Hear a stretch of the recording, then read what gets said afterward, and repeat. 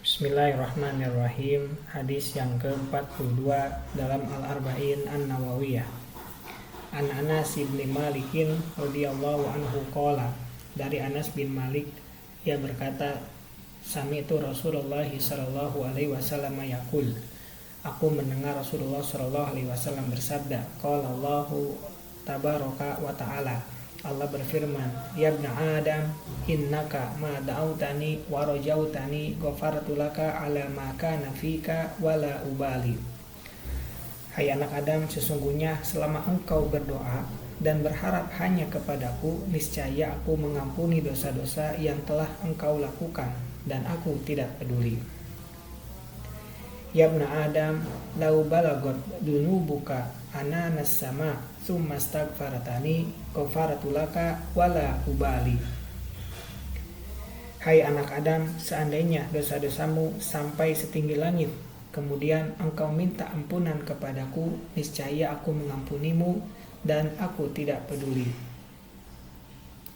Ya ibna Adam, innaka lau ataitani biqurabil ardi khotoya summa lakitani la tusyriku bi syai'a la ataituka biqurabiha magfiratan. Hai anak Adam, jika engkau datang kepadaku dengan membawa dosa-dosa hampir sepenuh bumi, kemudian engkau bertemu denganku dalam keadaan tidak mempersekutukanku dengan sesuatu pun, niscaya aku datang kepadamu dengan memberikan ampunan sepenuh bumi. Hadis yang ke-42, hadis yang terakhir ini menjelaskan kepada kita betapa luasnya ampunan Allah Subhanahu wa ta'ala.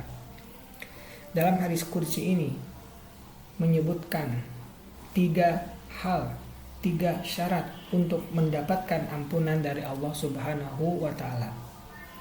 Apa saja itu? Yang pertama, doa disertai pengharapan.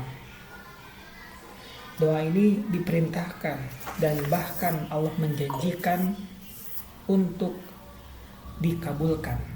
Firman Allah, a'udzubillahi minasyaitonirrajim, wa qala rabbukum ud'uni astajib lakum. Dan Rabbu berfirman, berdoalah kepadaku, niscaya akan aku perkenankan bagimu. Rasulullah SAW juga bersabda, inna du'a huwala ibadah. Doa itu adalah ibadah. Namun doa itu baru dikabulkan apabila memenuhi syarat-syaratnya dan tidak ada penghalang-penghalangnya.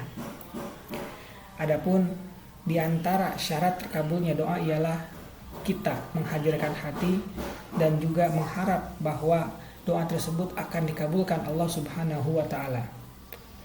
Hal ini dijelaskan Rasulullah SAW dalam hadisnya, ud'ullaha wa antum muqituna bil ijabah wa'lamu anna Allah ta'ala la yastajibu du'aan min qalbin ghafirin lahin. Berdoalah kalian kepada Allah dalam keadaan yakin dengan pengabulannya, dan ketahuilah Allah tidak mengabulkan doa dari hati yang lalai dan lengah. Maka kita itu dilarang oleh Nabi kita SAW untuk berdoa, ya Allah ampunilah aku jika engkau berkehendak. Tapi kita harus yakin, harus serius bahwa Allah akan mengampuni kita. Kemudian Nabi SAW juga melarang kita untuk tergesa-gesa dalam pengabulan doa yang kita panjatkan.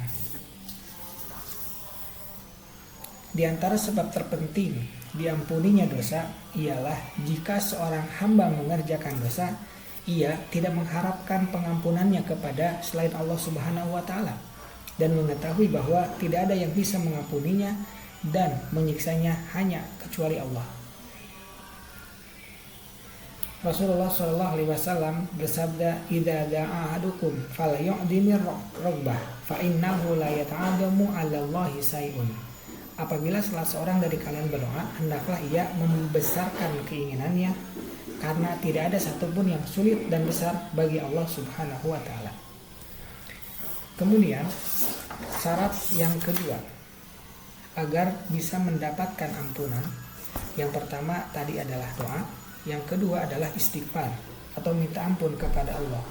Apa itu istighfar?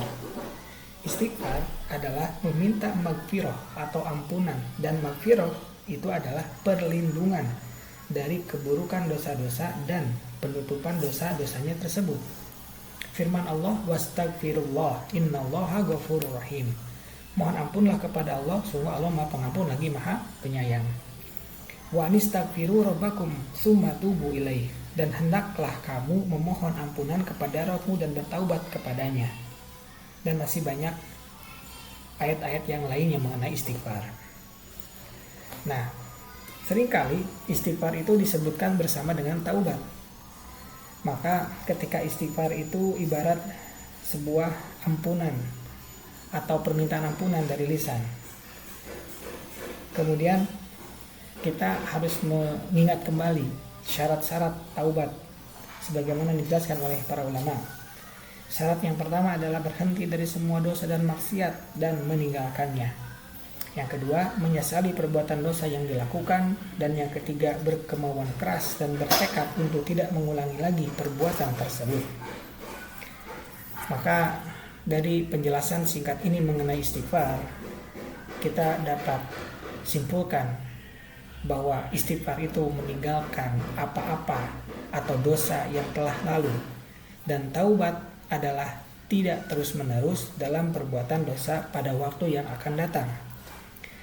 Dan Allah Ta'ala menggabungkan penjelasan ini dalam salah satu ayatnya, walladzina idza fa'alu fahisatan aw dzalamu anfusahum dzakarullaha fastaghfaru lidzunubihim wa may yaghfiru dzunuba illallah wa lam yusirru ala ma fa'alu wa hum ya'lamun.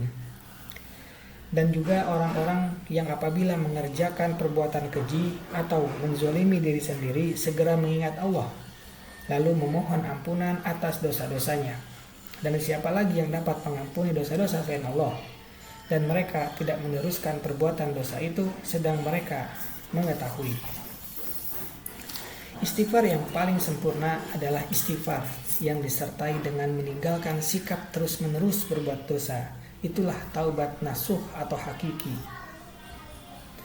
Jika seorang berkata astagfirullah tapi tidak berhenti dari dosanya, maka ia berdoa minta ampun kepada Allah seperti orang yang berdoa, ya Allah ampunilah aku, tapi tetap melakukan dosa. Syarat yang ketiga mendapatkan ampunan sebagaimana dijelaskan dalam hadis yang terakhir dalam Al-Arba'in An-Nawawiyah. Yang pertama tadi adalah doa, yang kedua adalah istighfar, dan yang ketiga adalah tauhid. Dan ini merupakan sebab terbesar untuk mendapatkan ampunan. Allah Subhanahu wa taala berfirman, "Innallaha la yaghfiru ay yushraka bihi wa yaghfiru ma duna dzalika liman yasha. Wa may yusyrik billah faqad dhalla dhalalan ba'ida." Allah tidak akan mengampuni dosa syirik, mempersekutukan Allah dengan sesuatu, dan Dia, Allah, mengampuni dosa selain itu bagi siapa yang Dia kehendaki. Dan barang siapa mempersekutukan sesuatu dengan Allah, maka sungguh dia telah tersesat jauh sekali.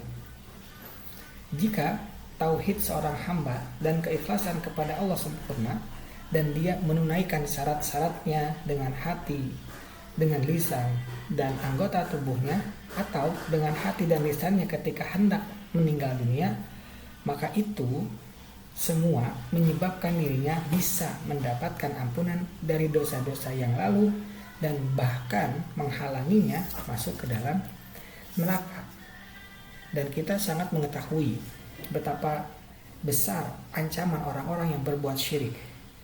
Di antara penjelasannya, Allah Subhanahu wa taala berfirman, wa idza qala Luqmanu libnihi wa huwa ya'iduhu ya bunayya la tusyrik billah inna syirka la dzulmun adzim.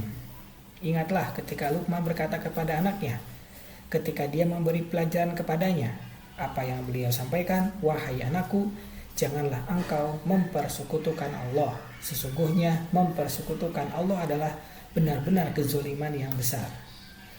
Jadi zolim yang paling besar adalah melakukan syirik.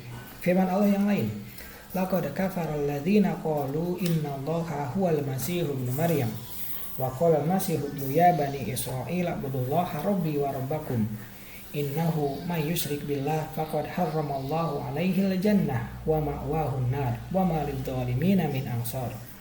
Sungguh telah kafir orang yang berkata, sesungguhnya Allah itu dialah Al-Masih, putra Maryam.